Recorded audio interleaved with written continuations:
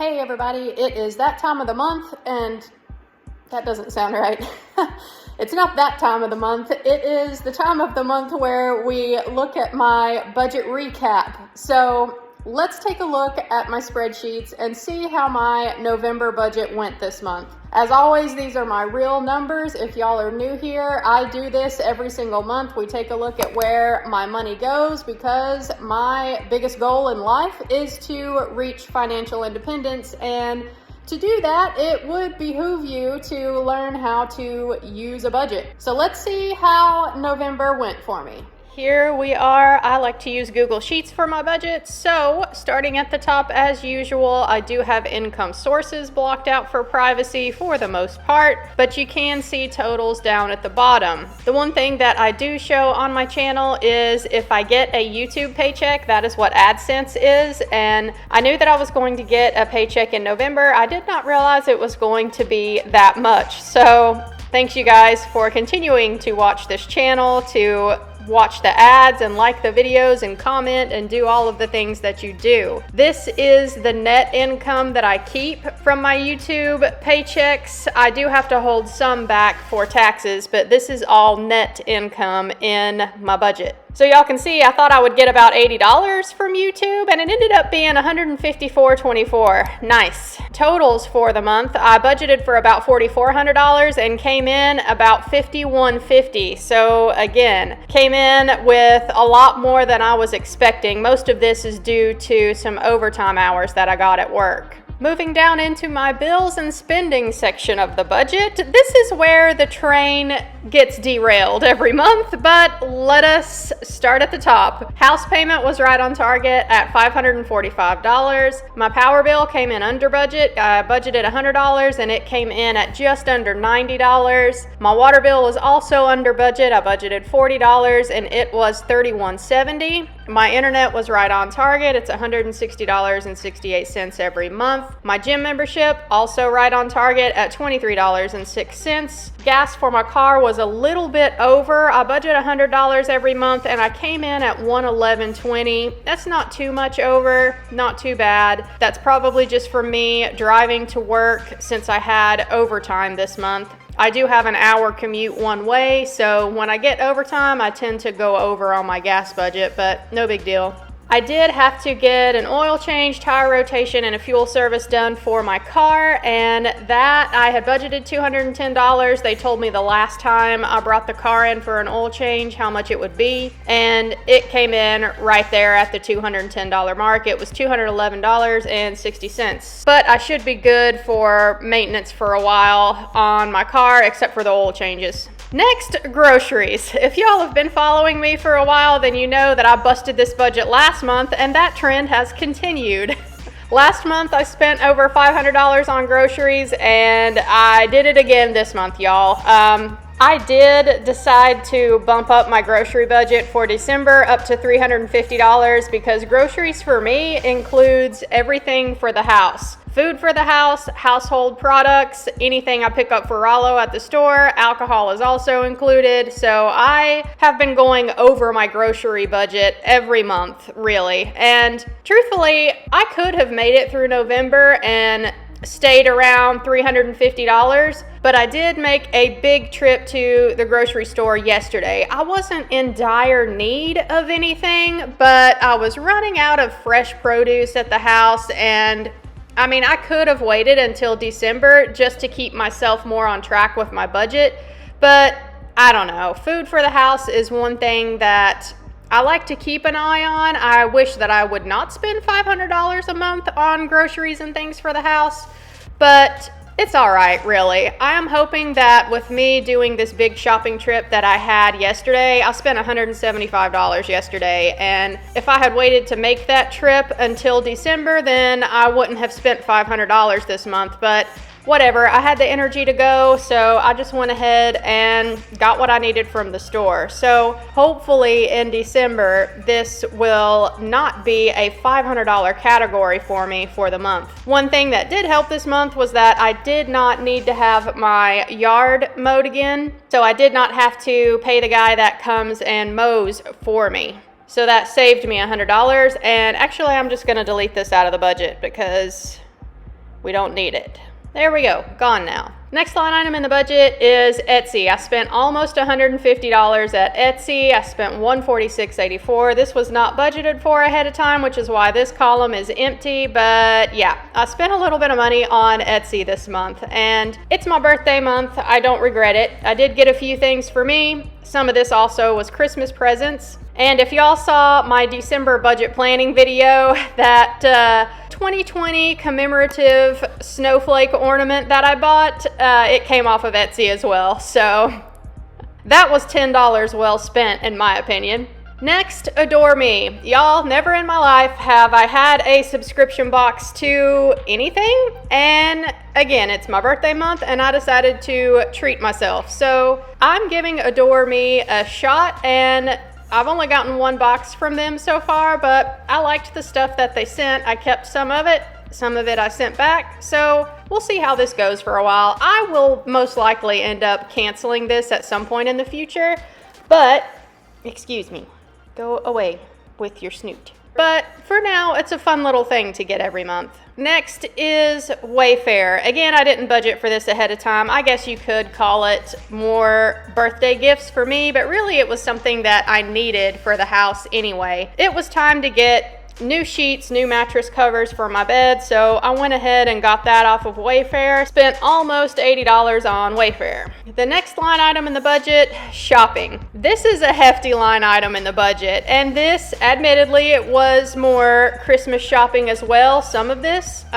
Most of it, though, if I'm being honest, was spending for me. I got a bunch of new clothes this month, and yeah, I just had a good time of it and spent a day spending money. Next item in the budget, this was a $20 gift. Someone at work lost somebody close to them, and the whole ultrasound department was chipping in to get a gift for that person, so I contributed $20 to that. Next, GoFundMe. Again, this was another donation type of thing for somebody who needed some help, so spent $17.66 on that. Next, another gift, support your local musicians. There is a local band that I like, and with everything going on in 2020, they have not been able to do shows like they usually do, and these are guys that rely on that band for their income. So they were doing a show on Facebook, and they had a tip jar set up through PayPal, and I sent them $20 for the tip jar on PayPal for doing the show on Facebook.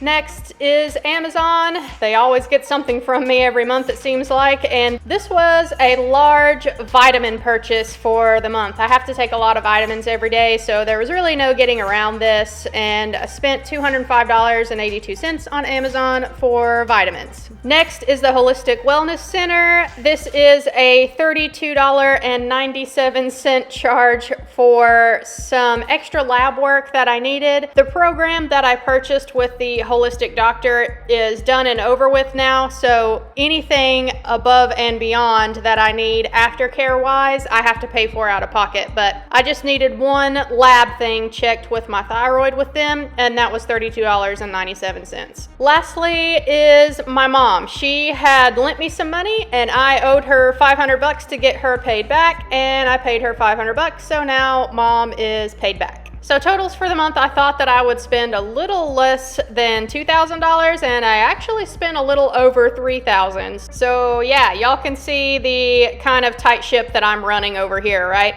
Next here we have the debt section of my budget, and this one is actually right on target, so yay for that. I have 3 debts that I am working on paying off. My student loans, I sent $474.92 to Ernest to pay on those. My car, $365, and the holistic doctor that I'm working on paying off, sent $500 to them. So grand total for the month was $1,339.92 towards debt. Now for my last and favorite section of the budget. This is my investing and fire tracking portion of my budget. This is where I keep track of all of my investments and my savings accounts that I have. Starting at the top once again, I have a Roth IRA and a regular taxable brokerage account with M1. I also have a taxable brokerage account with Fidelity. But for November, I did not plan on contributing to these accounts, and I, in fact, did not contribute to those accounts. But this third column over here is where I keep track of the balances, and I just update those however often I feel like, and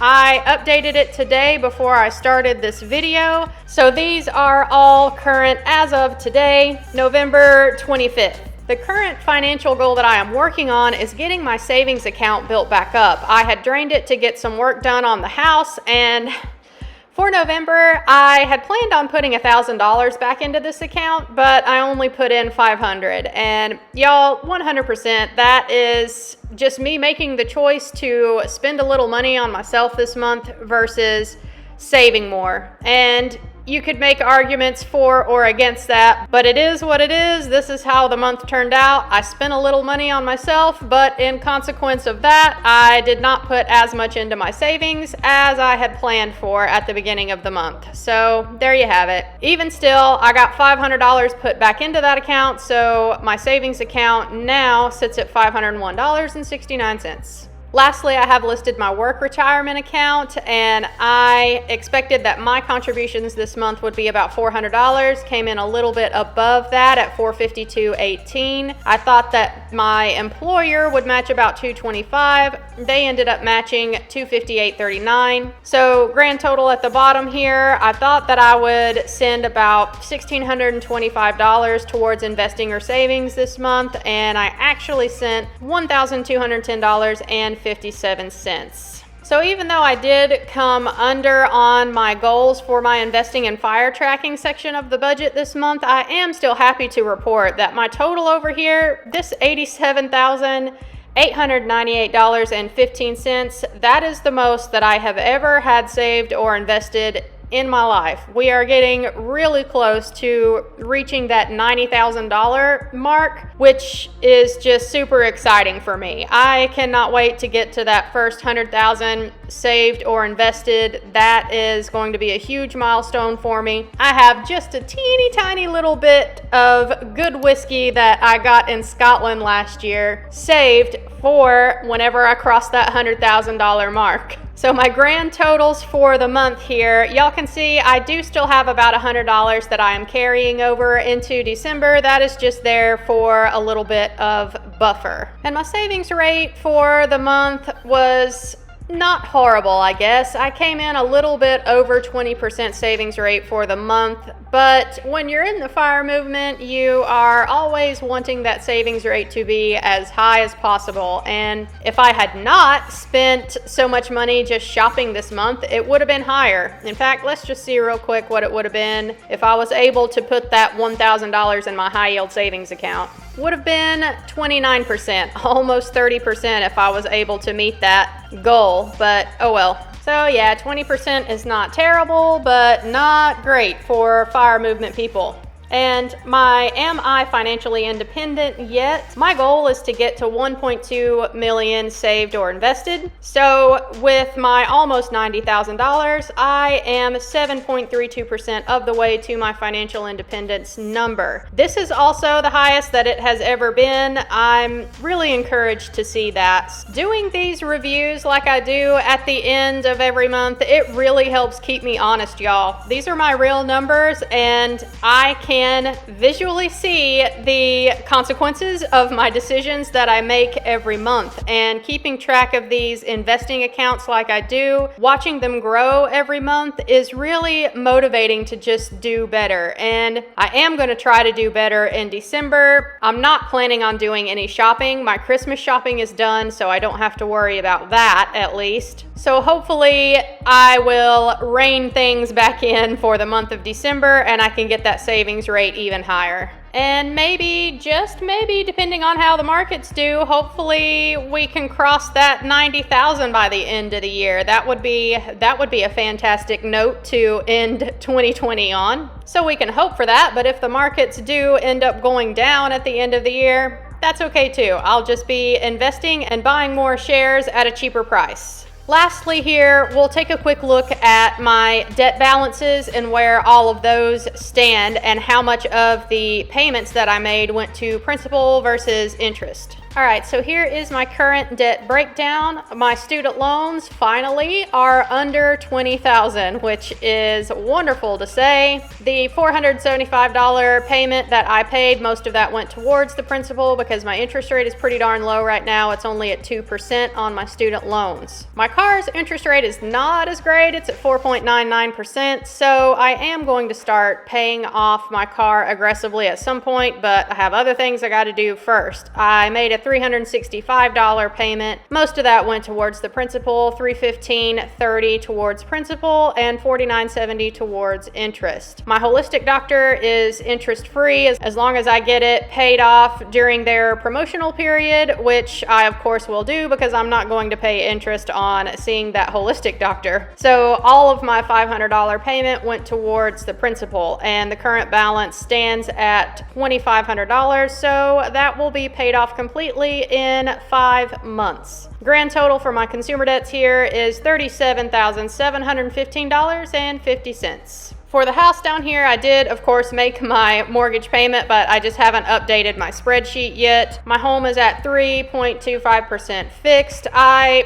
don't really know if I'm going to pay it off aggressively or not at this point, but I can worry about that at a later date. I have other fish to fry here. So my year-to-date totals down here in the bottom corner, I'm happy to say, y'all, that for 2020, I have paid off over $10,000 worth of debt. And for this year, I have just been making minimum payments for the most part. So this is still really motivating for me to see that I have paid off over $10,000, even just doing the minimum payments, because I would really like to start aggressively paying off my car, but I have got to get my savings account built back up first, and I have my Roth IRA to work on for 2020 as well as 2021 when the time comes. So got to do all of those things first before I can start paying on my car aggressively. But grand total towards debt this year has been a little over $12,000. All right, y'all, that should do it for the November budget wrap up. And my co-pilot is pretty needy today, and I think he wants outside, so let's wrap this video up here. I have so much footage. I feel like I rambled too much, so I'm gonna have to cut this way down. But if y'all made it to the end, thanks for watching as always, and I will catch y'all in my next video. Bye, guys.